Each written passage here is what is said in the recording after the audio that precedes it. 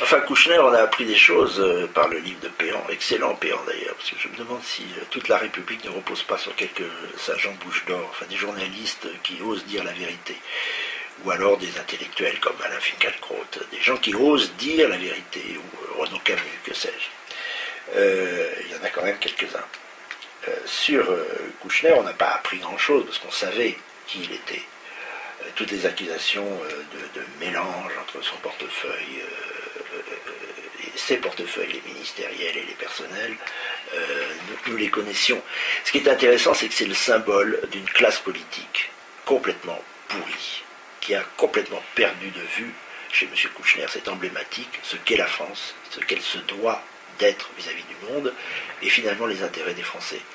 Et je trouve que ce qui arrive à Kouchner, qui a été très vite effacé d'ailleurs, enfin qu'on essaie de mettre, de glisser sous le tapis comme on mettrait de la poussière dans un coin pour qu'on ne la voit plus, dit tout d'une classe politique mondaine qui ne représente à peu près plus rien. Et je pense que Kouchner nous servira beaucoup pour un jour, servira beaucoup aux historiens pour montrer à quel point d'abaissement est tombée la République.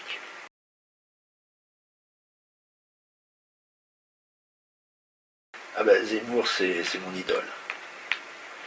Finalement, depuis 15 ans, je me suis battu avec les uns et les autres, derrière Philippe Séguin, derrière Jean-Pierre Chevènement, derrière Charles Pasqua, derrière Philippe de Villiers. Mais qui fait passer auprès du peuple? Qui parle véritablement au peuple aujourd'hui pour dire des choses simples, mais qui rappellent les points cardinaux de la politique française? Eh bien, c'est un journaliste courageux, percutant, qui est Éric Zemmour.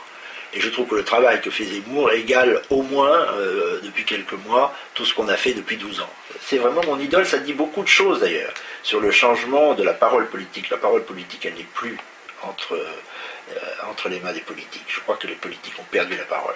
La parole est aujourd'hui donnée à quelques esprits libres et courageux qui arrivent à s'exprimer clairement. Et de ce point de vue-là, Zemmour est au sommet du sommet pour moi, je l'admire.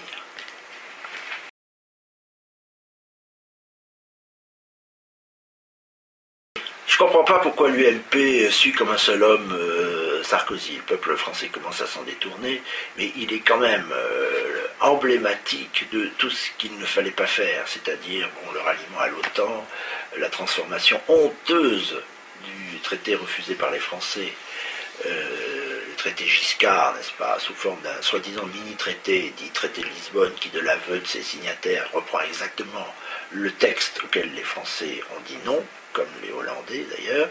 Ça, c'est une imposture masquée par un énorme discours qui, c'est propre à Sarkozy, n'est pas différent de la politique qu'il mène, mais qui est exactement aux antipodes. Chez Sarkozy, c'est énorme. Ce qu'il dit, c'est toujours, non pas autre chose, mais l'inverse de ce qu'il fait. Alors, cette culture du mensonge qui a réussi à séduire les Français, je pense que les militants UMP, les électeurs UMP, qui ont quand même encore à l'esprit ce que peut être la politique de la France, telle que l'a menée le général de Gaulle, et qui tiennent à la Ve République, devraient s'en défaire une fois pour toutes, et je compte beaucoup sur eux pour qu'ils reconnaissent tout simplement quelques thèmes vrais sur l'Europe, ce que j'ai appelé avec des parlementaires UMP qui commencent à entrer en dissidence, l'Europe des réalités.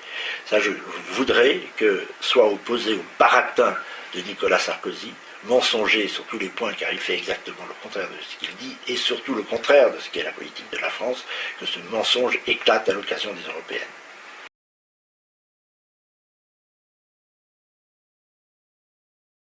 Rachida Dati, on touche à l'inadmissible là maintenant, parce qu'elle est candidate aux européennes sans rien connaître, d'ailleurs elle le dit à l'Europe, je ne vois pas très bien quelle députée européenne elle peut faire, elle a des préoccupations entièrement différentes.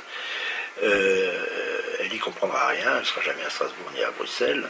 Enfin, c'est vraiment le système qui trouve des places, mais des places pour quoi faire? Simplement pour avoir des places. Son idée ultime est d'être maire de Paris. Je ne sais pas pourquoi il faudrait passer par Strasbourg ou Bruxelles pour être maire de Paris et lancer sa candidature contre Bertrand de Delanoë. Elle me chauffe les oreilles d'ailleurs, parce que son histoire d'intégration est très charmante. Elle est soi-disant l'emblème de l'intégration réussie. Simplement, elle vient d'avoir un enfant qu'elle appelle Zora. Zora n'est pas un prénom français. Si elle veut intégrer son enfant, elle commence par lui donner un prénom français. compris Simone. Simone, oui, Zora, non. Voilà. Et de surcroît, je trouve que faire campagne en étant ministre, comme le commissaire Barnier d'ailleurs, enfin l'ex et futur commissaire Barnier avec un K majuscule, je trouve que c'est un peu excessif. Quand on est membre d'un gouvernement, on ne peut pas en même temps mener une liste aux européennes parce qu'on joue sur tous les tableaux. Tous ces messieurs et toutes ces dames jouent sur tous les tableaux. Et si les Français votent peu aux européennes, c'est qu'ils savent très bien que la motivation des têtes de liste, des grandes listes, sont tout autres que celle de défendre les Français au Parlement de Strasbourg et de Bruxelles.